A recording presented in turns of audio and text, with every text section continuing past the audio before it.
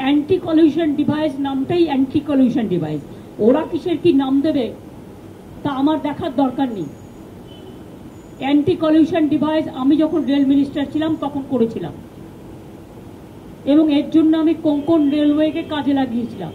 মুম্বাইতে, গোয়াতে, আমি নিজে মাডগাঁওতে গেছিলাম। সেটা দেখার পরে এটাকে আবিষ্কার করে প্রত্যেকটা ট্রেনে লাগানো হয়েছিল।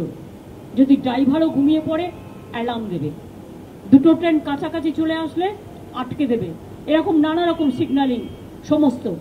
সুতরাং ওরা ওদের ভাষায় প্রত্যেকটা জিনিস, ভাতটাকে এখন কেউ ভাত বলবে, কেউ রাইস বলবে, কেউ চাল বলবে, কেউ আবার আরও কিছু নতুন ভাষা যুক্ত করতে পারে, সেটা তার নিজের ব্যাপার।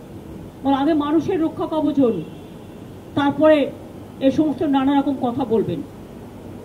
রেলে একটা স্ত্রী ছিল, আজকে তো আমি অনেককে শুনেছি, এটা ক্রিটিসিজম নয়, এটা একান্তই প্যাসেঞ্জার অ্যামিনিটিস এত কমে গেছে যে যাত্রী নাইট জার্নি করে, এমনকি যেগুলো স্লিপার কোচ, এমন বিছানা দেওয়া হয় শুতে, তাতে নানা রকম ডার্টি থিংস থাকে, বাথরুমগুলো পর্যন্ত ক্লিয়ার করা হয় না। Food quality also became very bad. আর এখন আর বলবো রেল ডিপার্টমেন্টও নেই, ওই ডিপার্টমেন্ট মানে ইয়া হয় ওয়া হয়। এখন তো আর রেলে বাজেট নিয়ে উঠিয়ে দিয়েছে, রেল মিনিস্ট্রিটা আছে, কিন্তু রেলের সেই আগের যে মাধুর্য সেটাকে নষ্ট করে দিয়েছে। সুতরাং রেল হ্যাভ বিকেম টোটালি পেরেন্টলেস।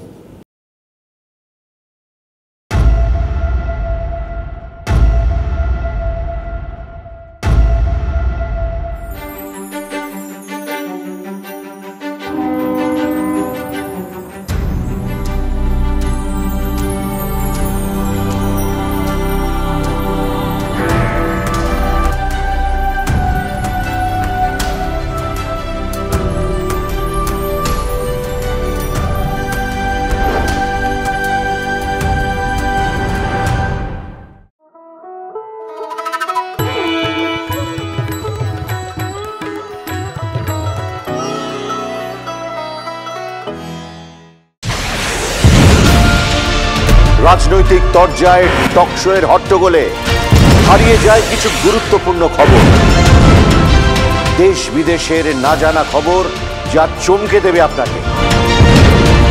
সেই খবরই নিয়ে আসি আমি আপনার সামনে। আমি অনির্বাণ চৌধুরী। দেখুন স্ট্রেট কাট, সোম থেকে শনি রাত 10টায় TV9 বাংলায়।